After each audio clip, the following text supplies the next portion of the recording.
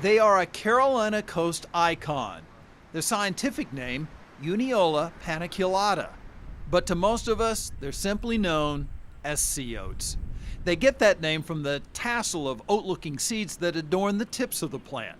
For a lot of us, they are simply beautiful. To others, they are much more. A sea oat is one of the few species of plants that can grow very close to the beach. The most important plant along the coast. It's critical for rebuilding the sand dunes. Spencer Rogers is a coastal construction and erosion specialist with Sea Grant, North Carolina, a marine research organization.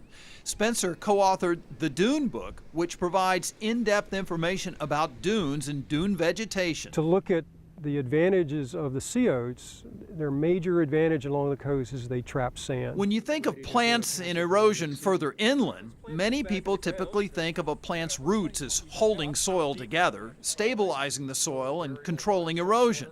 But that's not how sea oats work. The biggest asset of the plants is that it traps windblown sand that's blowing off the dry beach in high winds when it gets to be maybe 25 miles per hour.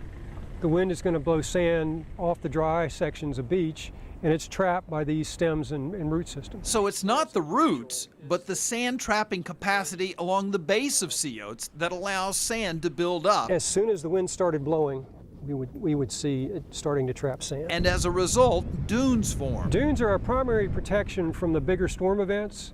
The more sand between you and the ocean in a hurricane, the more protection you have, and the longer it takes to wash away.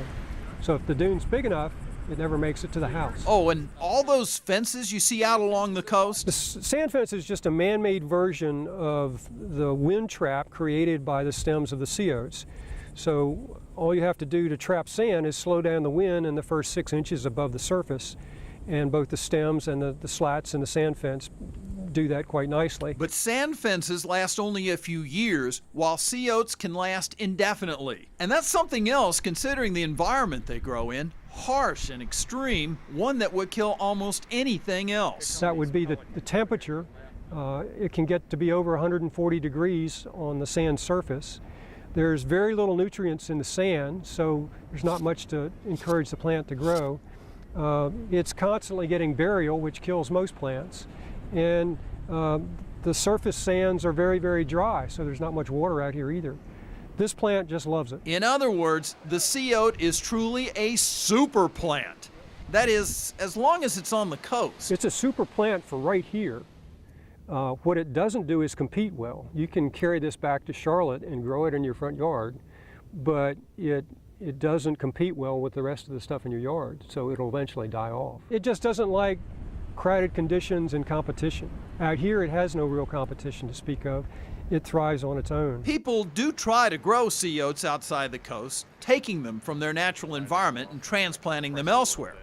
Now, there is no North Carolina law that explicitly protects sea oats, but many local ordinances do. People visiting the beach should enjoy the beach, but stay off the vegetation. Use the walkways to and from the beach where they're available, and don't trample the edge of the vegetation because that's what's recreating the dunes. As important as sea oats are to both the North and South Carolina coasts, you may be surprised to learn they are not an official symbol of either state, which have designated other plants as state symbols. Still, sea oats do hold a special place in the hearts and minds of so many. Their enduring beauty, part of what makes a trip to the ocean so appealing and visually stimulating. How could anyone possibly say otherwise when you see something like this, a painting only made possible by Mother Nature?